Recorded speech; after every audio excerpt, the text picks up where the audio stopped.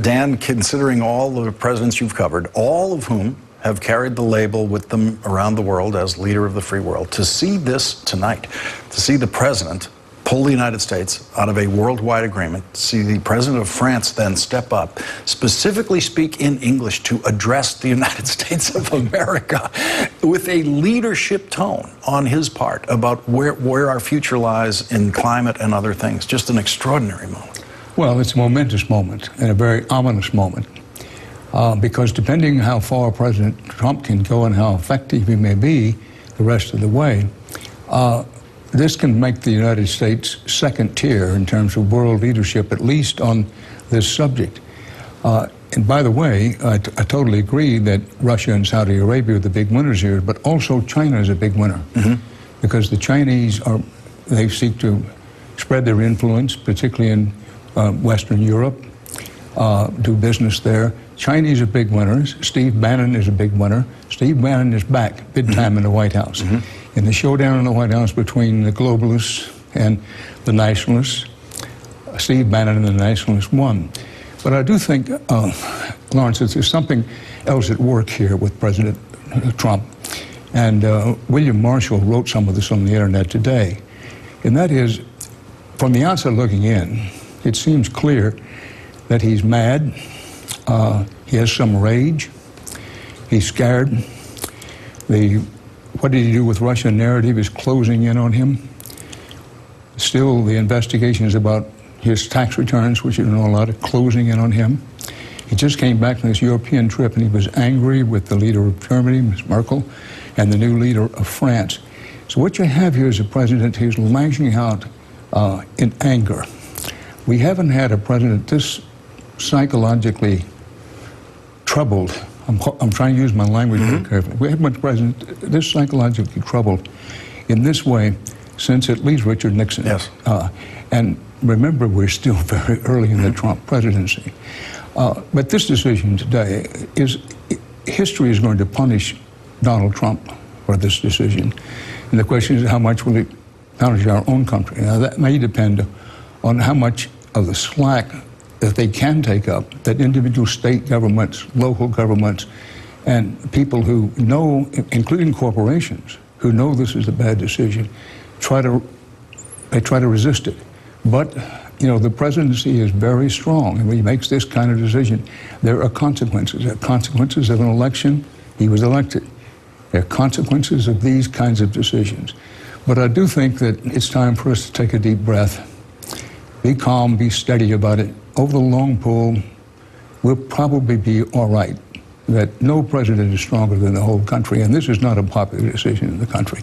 It is popular with some of President Trump's core supporters, and you can argue that's another reason he did it, that he needs to nourish his core support. Has to give them something.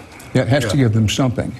But, you know, pulling back what we call in television the wide shot, that President Trump may as well be showing up in the Oval Office in spats and saying he's going to increase the manufacture of buggy whips. Yes. Or horseshoes. Make this decision, or horseshoes. Right. Yeah. Washington Post reporting, as we began talking, Dan, something about the president and President Macron. The White House aide or aides are quoted in the Washington Post tonight as saying, hearing smack talk from the Frenchman, 31 years his junior, irritated and bewildered Trump. And so it seems we may be developing an enemies list in this White House, which we had in the Nixon White House, but this enemies list is going to have heads of state on it, like President Macron and Angela Merkel. Well, let's quote the White House here. A bewildered President Trump, it says it so. And here again, the Russians are smiling, the Chinese are smiling. When they see this statement from the White House, their smile will broaden, because they seek to disrupt these historic alliances that have kept the peace by and large for the better part of a century. It's important to the Russians and the Chinese that they undermine these alliances we have with NATO, the European Union, these various countries in Europe and elsewhere. And to see this kind of talk from the White House when, by the way, the French president was speaking English, as you pointed out, at the point, I would be delighted to see President Trump speak to the French people in French, but it may be a while before you start to hear that. Dan, we're always, as these stories develop, we're always taking our Watergate temperature, which is something that you lived through. It had a rhythm to it. There was a news rhythm to it, the way the stories broke. The rhythm to this seems much faster. I mean, you'd remember it better than I would. But I mean, the New York Times and the Washington Post breaking stories by the hour, by the day. This story has changed dramatically every day. Well, the rhythm and the pace of it is much faster than Watergate. And also, remember, Watergate came to a climax during Richard Nixon's second term. Yes. Again, we're still early in the Trump presidency. But the news business has changed so much, technology has advanced so much, that it's much quicker now. And the question that goes unanswered, I, for one, have no idea where this leads.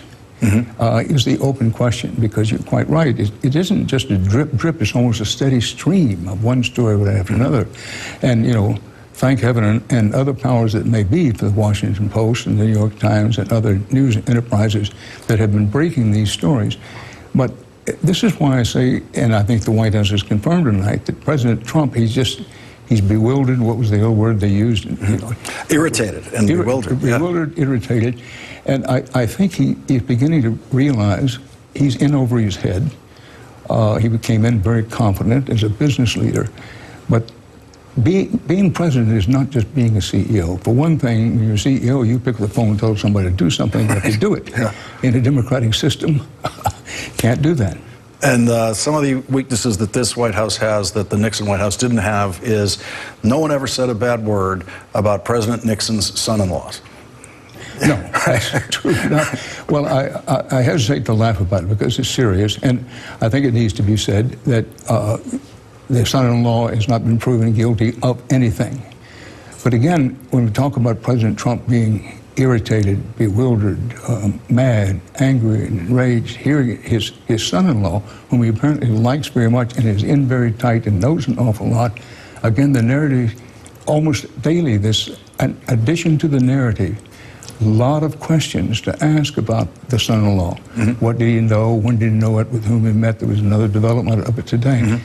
And I wouldn't be surprised, I'm not predicting, I wouldn't be surprised if the President Trump at some point took the advice of some members of his staff who've been suggesting the son-in-law perhaps ought to take himself off the line for a while.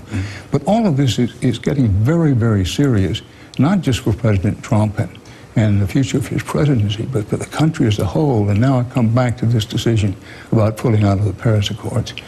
There's an old saying in the Marine Corps,